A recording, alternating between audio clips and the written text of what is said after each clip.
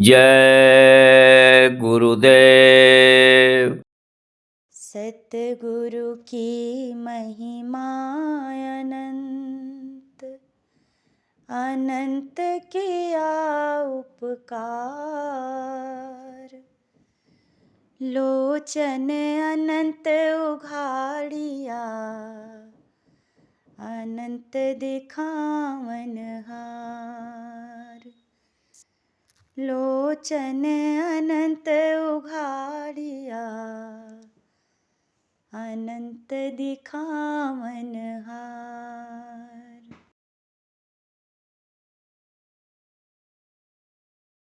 कवन कसूर कैली घर से निकाली गईली, फंसी गईली माया की बजरिया हो स्वामी जी। कवन कसूर कैली घर से निकाली गईली, फंस गईली माया की बजरिया हो स्वामी जी। हो के द्रवित नाथ काल हाथ देई दिहला, होत बाटे मोरी दूर गतिया है स्वामी जी। हो के द्रवित नाथ काल हाथ देई देहला, होत बाटे मोरी दूर गतिया है स्वामी जी। जनमत मरत कितने युग बीत गए, भूली गए अपनी नगरिया हो स्वामी जी।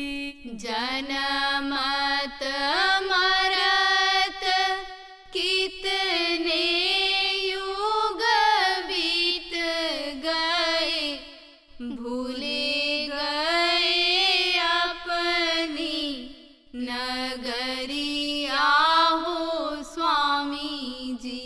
मानुज के रूप धरी हम सबके बीच आए, फिर से चेताया वतनवा हो स्वामी जी।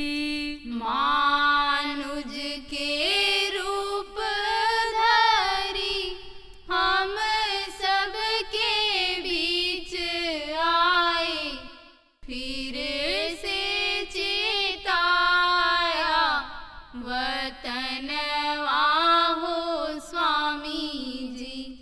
कैसे के चली स्वामी अपने वतनवा हो, पग पग काल भरमवा हो स्वामी जी। कैसे के चली स्वामी अपने वतनवा हो, पग पग काल भरमवा हो स्वामी जी। सतगुरु स्वामी जी सुनो अरज मोरी, तार दी हो हमरी सूरतिया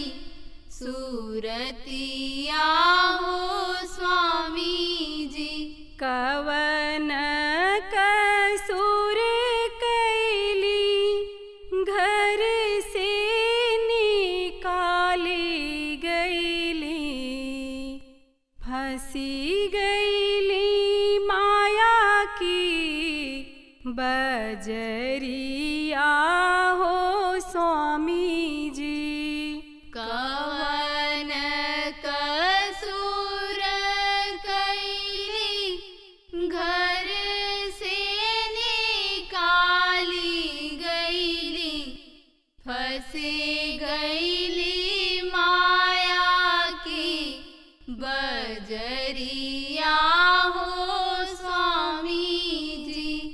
जय गुरुदेव। जय गुरुदेव।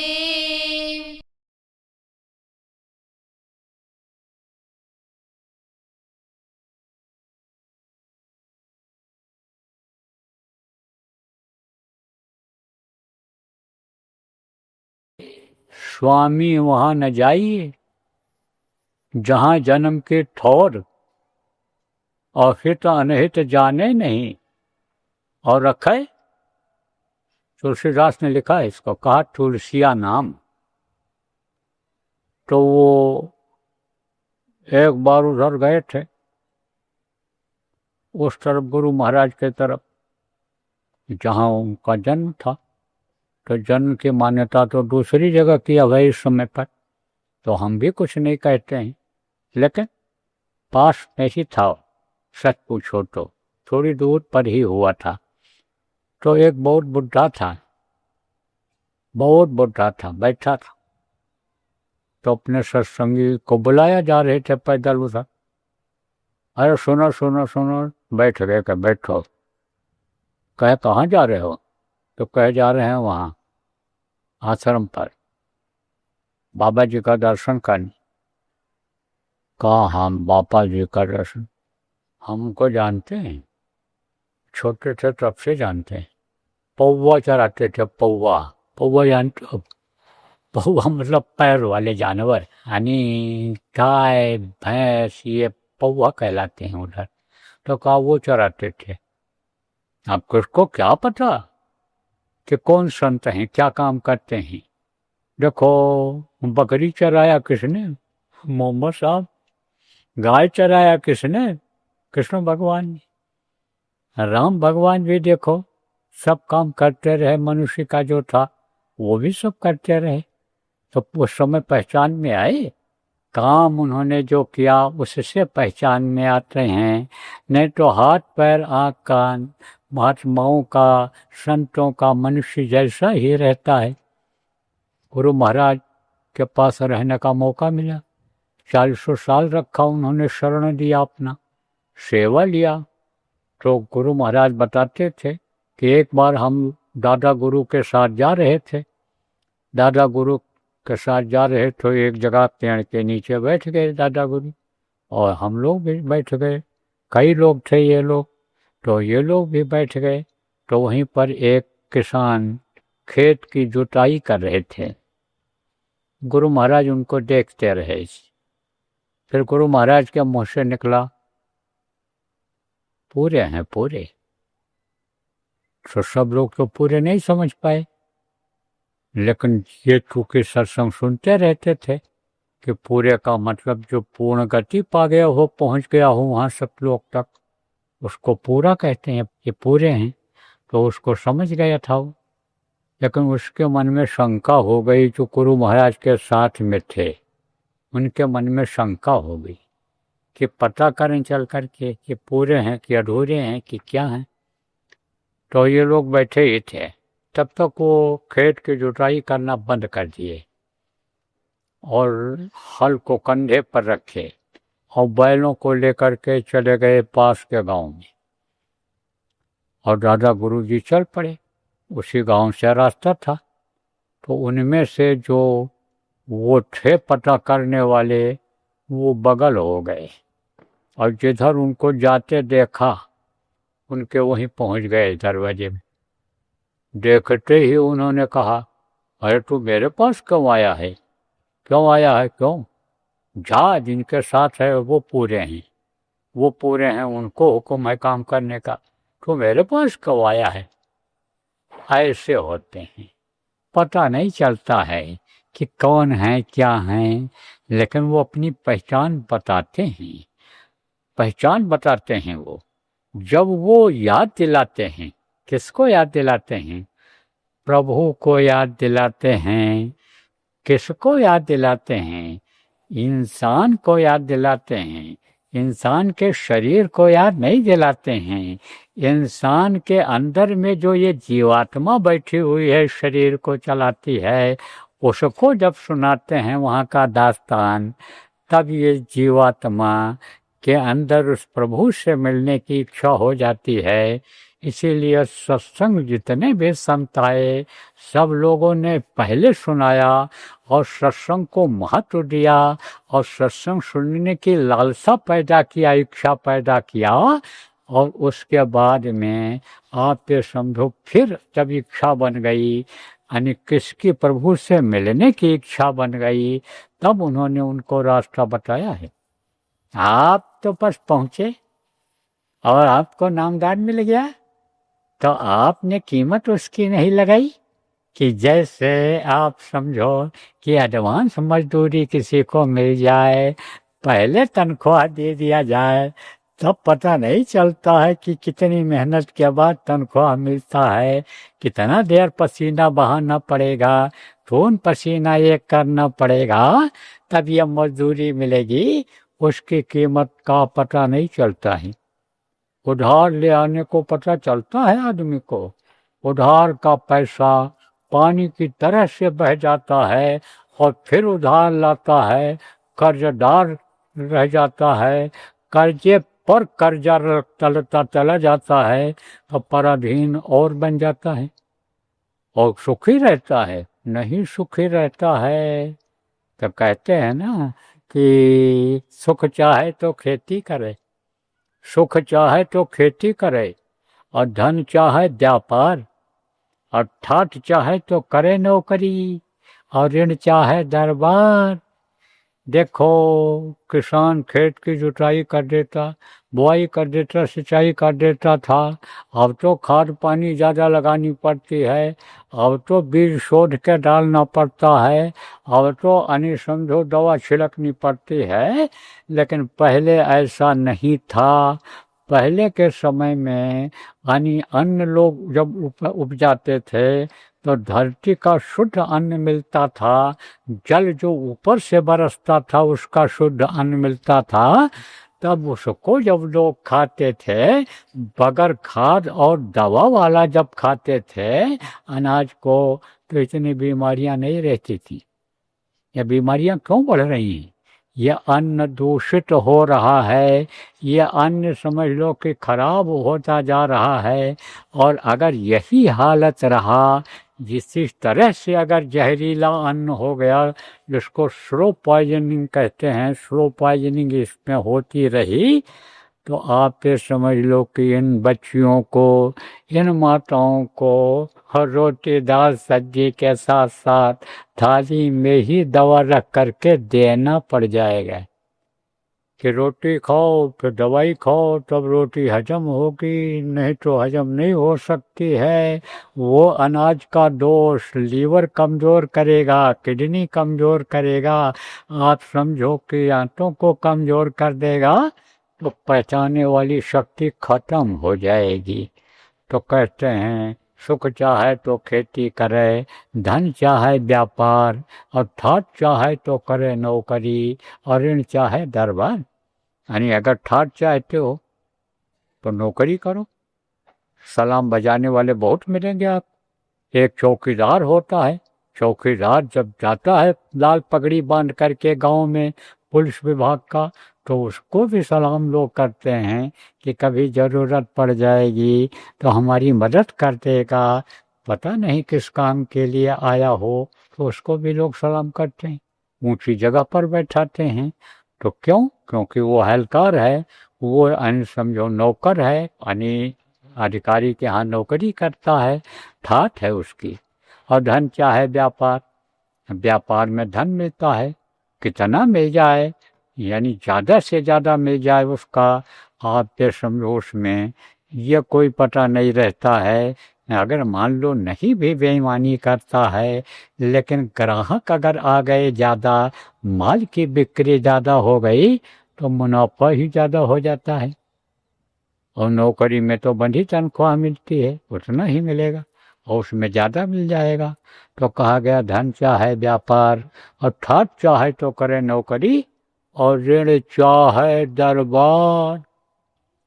कर्जदार ही बना रहता है आदमी, कर्जदार बना रहता है। क्यों? जब दरबारदारी करता है बड़े आदमियों का, वो लगाए रहते हैं काम में, जरा झाड़ू लगा दे, जरा भैया बर्तन धो दे, जरा हमारा जाइए संदेश दे आ। अब वो बेगार करता है और बेगार के आदमी मिल जाए, बगैर पैसा बगैर खर्चे के मिल जाए, तो इससे अच्छा और आदमी क्या समझेगा? ये तो कहेगा भगवान ने आदमी नहीं भेजा, देवदूत भेज दिया अपना, जिसको हम कुछ दे नहीं पाएंगे उसको ऐसे को भेज दिया, फ्री में हमारी सेवा कर रहा। और अगर जरूरत पड़ा मांगा उसने तो कर्जा देता है, दान में नहीं दे देता है वो, तो वो कर्जदार ही रहता है। ऋण चाहे दरबार, तो फ्री मिल जाता है, कर्जदार होता है। उसको सेवा के बदले में जो मेहनत करता है, खाता है, रहता है, उनके जैसा खाना बनता है, यानी बड़े आदमियों के जैसा खाना बनता है। पैसे वालों के यहाँ का खाना और अपने घर का खाना में अंतर रहता है। तो मुँह लग गया तो वहाँ छोड़ पाता है, लगा रहता है। हमारे गांव के पास में बहुत पहले, अब तो चाय की दुकानें जगह जगह खुल गई, तो वहाँ चाय पीने पहले लोग जाते थे, तो जाएं तो वहीं अखबार रोला के रख दे, अब उलझे रहें उसी अखबार पढ़ते रहें, और एक चाय पिए उसके बाद अखबार पढ़ लें, फिर दूसरा का ऑर्डर कर दें, दूसरी चाय आ जाए थे। तब तक वो नाश्ता छुन्न मुन्न करे तो नाश्ता बनने लग जाए, तो नाश्ता करके हमें उसकी बिक्री बढ़ जाए। और यहाँ जानवर बंधे हैं, गोबर उठाने वाला कोई नहीं, चारा डालने वाला नहीं, तो औरतें नाराज हो, नाराज।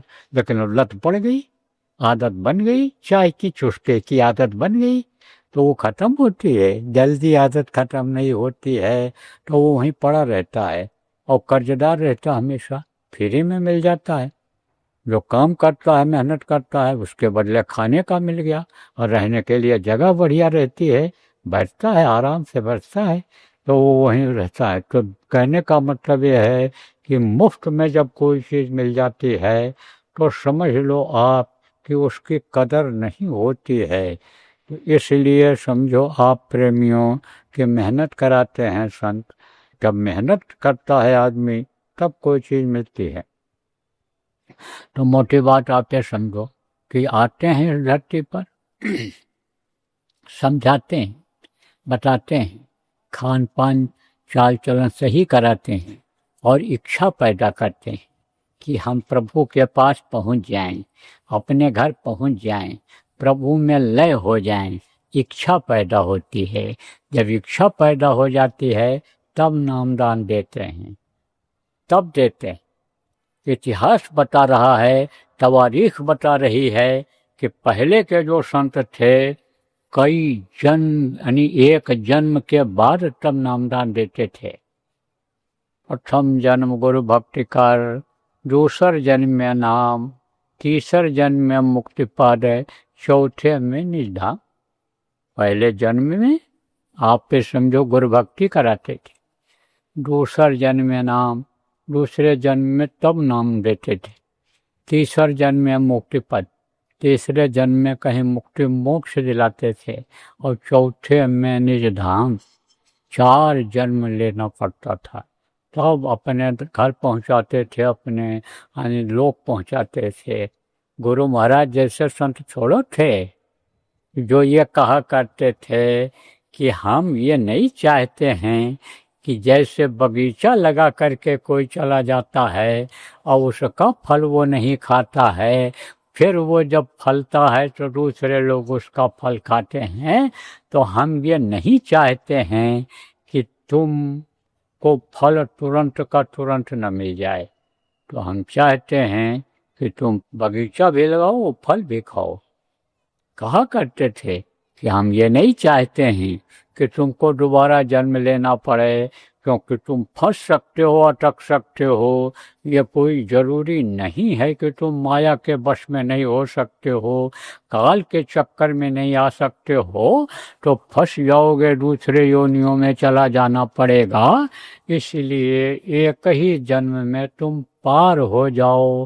पार करने के लिए तुम आए हो और तुमको हम नामदान पार जाने के लिए आए हो और तुमको मैं नामदान देता हूँ और तुम इसको करना। कहा करते थे गुरु महाराज। तो गुरु महाराज का शिष्य तो मैं भी हूँ। आप यूँ सुन लो, जैसे बाप और बेटे का रिश्ता होता है, ऐसे गुरु और शिष्य का रिश्ता होता है। गुरु और शिष्य का रिश्ता ऐसे होता है। तो गुरु और शिष्य और बाप बेटे में अंतर नहीं होता है। तो उन्हीं का तो बेटा हूँ। तो बाप जो करता है बेटा उसी को करता है, उसी पर चिन्हों पर चलता है। तो हम भी यही चाहते हैं कि आप नामदान लो और भजन करो और ये कहीं जन्म में पार हो जाओ, दोबारा फिर दुख के संसार में ना आना पड़े, दोबारा जन्म न लेना पड़े। क्योंकि जन्मते वक्त भी तकलीफ होती है और मरते वक्त भी बहुत तकलीफ होती है। लेकिन ये कब संभव होगा? जब आप भजन ध्यान सुमिरन करोगे। और भजन ध्यान सुमिरन कब करोगे? जब मालिक से मिलने की तड़प जगेगी, जब मालिक से मिलने की इच्छा होगी, जब इस चीज को आप समझोगे कि इससे हमको दुनिया बनाने वाला मिल जाएगा, दुनिया बनाने वाले को जिसने बनाया वो हमको मिल जाएगा। जब ये इच्छा होगी आपकी, ये पैदा होगी। और ये तब पैदा होगी कि जैसे कहा गया, बताया गया कि शिष्य को ऐसा चाहिए कि सर्वस्व को दे तो सब दे दो। अब ये जब सोच लोगे और आदेश का पालन करने लगोगे तो आपके अंदर का जो कुछ है उसको भी वो लेंगे। किसको लेंगे? ये जो काम की वासना है, ये जो क्रोध है, ये जो लोभ है, ये जो मोह है और ये जो अहंकार है, ये जो इस शरीर के अंदर में ये जो जहरीली चीजें हैं, ये पांचों जो पड़ा हुआ है जहरीला, इस जहर को भी शंकर जी जैसे पिए थे ऐसे गुरु पी लेते हैं, ले लेते हैं। अब वो स्थान खाली होता है, स्थान भरना भी जरूरी होता है। जैसे कोई पद है, पोस्ट है, खाली हुआ, नौकरी में अधिकारी वहाँ से रिटायर हुआ या वहाँ से तबादला हुआ, प्रमोशन हो गया, उसका ऊंची जगह पर चला गया, तो दूसरे आदमी को बैठाते हैं, लाते कि नहीं लाते? ऐसे ही ये जगह जो खाली होगी, काम का स्थान है, क्रोध का है, लोभ और मोह का है, ये जो जगह खाली होगी वहाँ पर किसको बैठा देंगे? शील, क्षमा, संतोष, विरह, विवेक को। अंदर में शून्य है, 10 शून्य है। ये इन शून्यों को पार करना पड़ता है। गुरु महाराज की दया रहेगी, मैं सुबह आपको बताऊंगा। तो उनको पार करना रहता है, तो उनको पार करने में बड़ी दिक्कत होती है। क्या दिक्कत होती है ये बताऊंगा सुबह, गुरु महाराज दया रहेगी अगर तो बता दूंगा आपको। तो उसकी जगह पर जब ये शील, क्षमा, संतोष, विरह, विवेक आ जाते हैं तो जो दिक्कतें पैदा होने वाली हैं वो नहीं होती, वो नहीं होती। तो अब आप ये समझ लो प्रेमियों कि यह तड़प जग जाए और आप फिर करने लग जाओ तो करने वाले को ही मिलता है। देखो, जो मेहनत करता है उसी का धंधा चलता है। जो नौकरी में मेहनत और ईमानदारी से काम करता है, बिजनेस व्यापार में मेहनत और ईमानदारी से काम करता है, उसी को पैसा मिलता है, उसी को तनख्वाह मिलती है। और नहीं तो तनख्वाह रोक देते हैं अधिकारी लोग, कहते हैं काम तो ये किया नहीं, इसको रोक दो, इसकी तनख्वाह को, आए नहीं ड्यूटी पर तो इसकी तनख्वाह रोक दो। तो पैसा पाएगा? नहीं पाएगा। करेगा तब पाएगा। जो खेती करेगा उसके खेती में अनाज पैदा होगा, नहीं करेगा तो कैसे पैदा होगा। पड़ी रहेगी खेती तो अन्न कहाँ से आएगा घर में, ये बात समझ लो, करना पड़ता है। ऐसे ही जो करता है उसको मजदूरी मिलती है, गुरु देते हैं, और करने वाले से जब खुश हो जाते हैं। खुश किससे होते हैं कि जो आदेश का पालन करता है। गुरु महाराज देखो बराबर कहते रहे, 10 मिनट 15 मिनट का सत्संग सुनाया, उसमें भी भजन पर ध्यान दिया। वही आदत हम लोगों ने भी पाल रखी है। कहीं भी कोई बात होती है तो भजन के लिए कहा जाता है, तो आदेश का पालन ही आप ये समझो गुरु भक्ति है। जो गुरु भक्ति करता है, आप ये समझो उसकी मदद करते हैं, उससे खुश रहते हैं, और जब खुश रहते हैं तब मदद करते हैं, और जब मदद करते हैं सब जगह, तो काल कर्म की चले न बाजी, गुरु राजी तो करता राजी। जब गुरु खुश रहते हैं तो काल और ये जो कर्म हैं ये बाजी नहीं मार पाते हैं।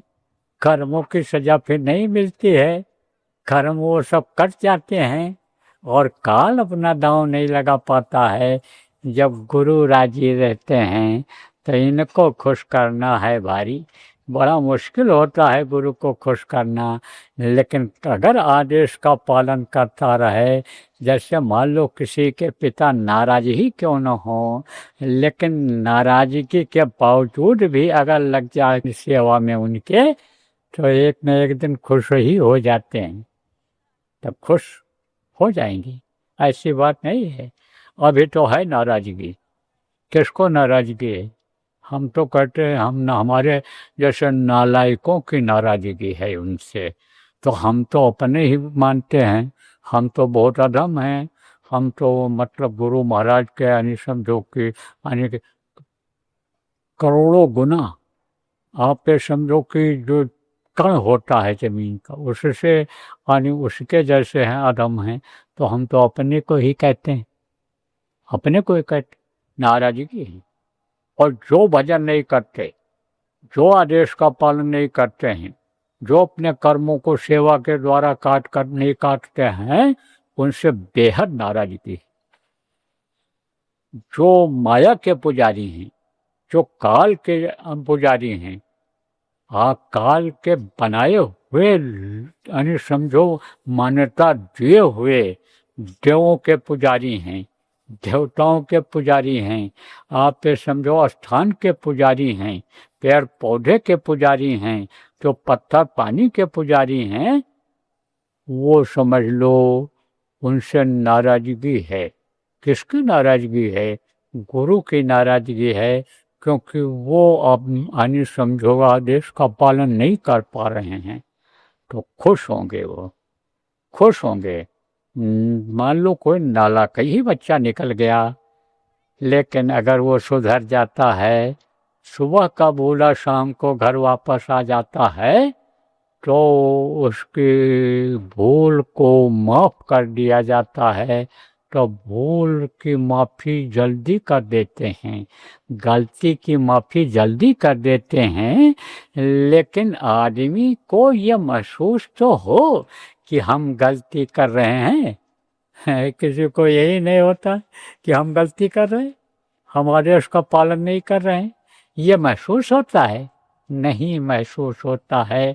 वही कारण है कि माया के पुजारी बने हैं, काल के पुजारी बने हुए हैं, तो वो उन्हीं को याद करते हैं